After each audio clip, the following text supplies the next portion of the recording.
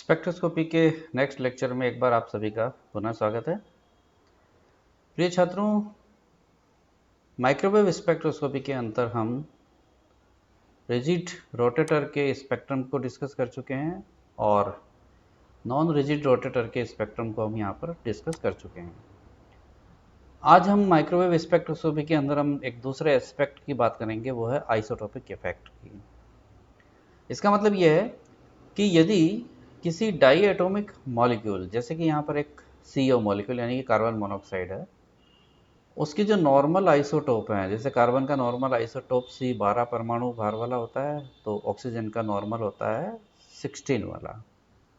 उसके स्थान पर यदि हम उससे भारी, जैसे कार्बन 13 हेवियर ले लिया जाए तो क्या फर्क पड़ेगा। यानी कि किसी भारी परमाणु को लेने पर माइक्रोवेव स्पेक्ट्रम में क्या प्रभाव पड़ेगा, उसे हम कहते हैं यहाँ पर आइसोटोपिक इफेक्ट। तो इस केस के अंदर हम देख सकते हैं कि जो एनर्जी वैल्यू है वो भारी अणु के लिए वो घट जाएगी। क्यों घट जाएगी? क्योंकि सिंपल रिजिड रोटेटर के लिए यदि हम एनर्जी इक्वेशन को देखें तो वो एनर्जी इक्वेशन है BJ+1, जहाँ पर कि B बराबर है h/8π² IC, I यानी कि μr² और म्यू यानी कि reduced mass, that is m1 m2/m1 + m2। तो चूंकि भारी परमाणु के लगने से उसका जो समानित द्रव्यमान है वो समानित द्रव्यमान में वृद्धि हो जाती है। तो समानित द्रव्यमान में वृद्धि होने से B के मान में कमी हो जाएगी। B के मान में कमी होने से एनर्जी इक्वेशन उसकी कम हो जाएगी। हम यहाँ देख सकते हैं कि energy is directly proportional to the value B but inversely proportional to the value mu. अर्थात जैसे ही समानित द्रव्यमान का मान बढ़ जाएगा, B का मान घट जाएगा, तो एनर्जी वैल्यू भी घट जाएगी। तो यदि हम इसके स्पेक्ट्रम को कंपेयर करें नॉर्मल मॉलिक्यूल के स्पेक्ट्रम से और हेवियर मॉलिक्यूल के स्पेक्ट्रम को, तो हम देख सकते हैं कि ये सिंपल हमारा बिल्कुल प्रीवियसली जो हमने नॉन रिजिड रोटेटर का जो स्पेक्ट्रम देखा था, हमने बिल्कुल उसी की कॉपी कर ली। क्यों? क्योंकि यहाँ पर एनर्जी इक्वेशन के अंदर ही हेवी मॉलिक्यूल होने से B के कम होने के कारण एनर्जी कम हो जाती है। तो जब एनर्जी ही कम हो जाती है तो उनके बीच का जो एनर्जी डिफरेंस है, यानी कि जो gap between the two energy levels है, वो भी घट जाएगा। तो उसके घटने के कारण निश्चित रूप से अपने आप ही, यदि blue lines for normal molecule है तो रेड लाइन हेवियर मॉलिक्यूल के लिए, यानी कि अपने आप ही कम तरंगदैर्ध्य की ओर ये विस्थापित होगा।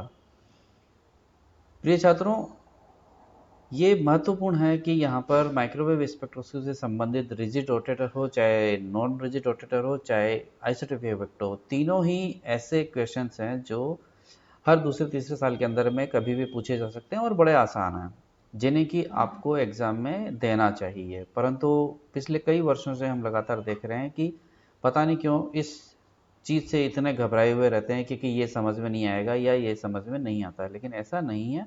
आप इसे एक बार समझ में नहीं आता है, आप इसे दोबारा देखिए, आसानी से समझ में आएगा। यदि कोई क्वेरीज हो तो आप व्हाट्सएप ग्रुप जो बना हुआ है उस व्हाट्सएप ग्रुप के अंदर भी आप लिख सकते हैं, या पर्सनल मेरे व्हाट्सएप नंबर पर भी आप इसे अपनी क्वेरीज को सेंड कर सकते हैं।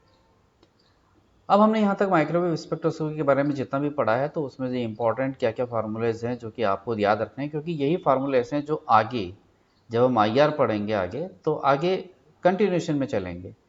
तो जैसे सबसे पहले हमने यहाँ पर देखा था कि जो energy of rotational energy level से किसी रिजिड रोटेटर की, वो हमारी कैपिटल EJ यानी कि जूल में यदि व्यक्त करें तो J+1 h²/8π² आई थी जूल में। तो जब इसे हम HC से डिवाइड कर देंगे तो वो कन्वर्ट हो जाएगी सेंटीमीटर इनवर्स में, और B हम h/8π² IC रोटेशनल कांस्टेंट लगा देते हैं। तो एनर्जी इक्वेशन हो गई हमारी BJ+1 सेंटीमीटर इनवर्स, जहाँ पर B जो है वो रोटेशनल कांस्टेंट h/8π² IC कहलाता है। तो इसी सिंपल रिजिड रोटेटर के लिए जो स्पेक्ट्रल लाइन फार्मूला है वो क्या आता है, 2BJ+1। अर्थात यहाँ पर हम वो J वैल्यू रखते चले जाएंगे जहाँ से कि संक्रमण जो है हमारा वो प्रारंभ हो रहा है। या मान लीजिए कि आपसे कहा जाए कि सब रिजिड रोटेटर के लिए चौथी लाइन कौन सी होगी, कितने तरंगदैर्ध्य पर आएगी। तो चौथी लाइन का मतलब यह है कि जो संक्रमण है वो J=3 से होगा, क्योंकि यदि J=0 से है तो वो पहली रेखा है। तो J=1 से दूसरी, 2 से तीसरी, तो 3 से चौथी लाइन। तो हम यहाँ पर रख देंगे J=3। तो 3 रखने का 3 + 1 4 8b, तो यानी कि 8b पर रिजिड रोटेटर के लिए हमारी चौथी स्पेक्ट्रल लाइन रिजिड रोटेटर के लिए प्राप्त होगी। उसके बाद ये था कि मैक्सिमम इंटेंसिटी लेवल क्या होगा, तो ये वो मैक्सिमम इंटेंसिटी लेवल वाला J है जहां से होने वाले संक्रमण की प्रायिकता अधिकतम होती है और तीव्रता अधिकतम होगी। यह है √KT/2BHC -1/2। ध्यान रखना ये -1/2 इस रूट के बाहर है। इसी प्रकार हमने फिर NRR की एनर्जी वैल्यू को बताया था, तो NRR की एनर्जी वैल्यू में नेगेटिव के अंदर -dj²j+1² जुड़ जाता है, जहां पर d सेंट्रीफ्यूगल डिस्टॉर्शन कांस्टेंट कहलाता है, जिसकी वैल्यू h³/32π4I² R² है। इसका spectral line formula again 2bj+1 के माइनस में 4dj+1 होल क्यूब है। तो इसे हम देख सकते हैं यहाँ पर कि 2bj+1 वाली जो लाइन आती है उसके थोड़ा सा पहले लेफ्ट हैंड साइड की ओर हमको NRR की स्पेक्ट्रल लाइन प्राप्त होगी।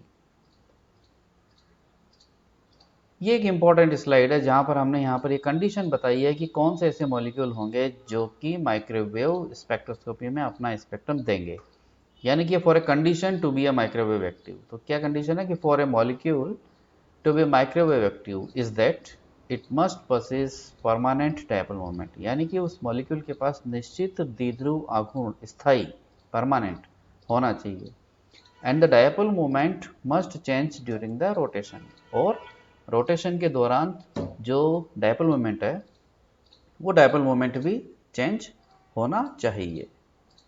इसके बाद हम अगली क्लासेस से शुरू करेंगे इंफ्रारेड स्पेक्ट्रोस्कोपी के बारे में। यहाँ तक यदि आपको कोई प्रॉब्लम है तो आपको व्हाट्सएप ग्रुप पर या मेरे पर्सनल व्हाट्सएप पर आप शेयर कर सकते हैं।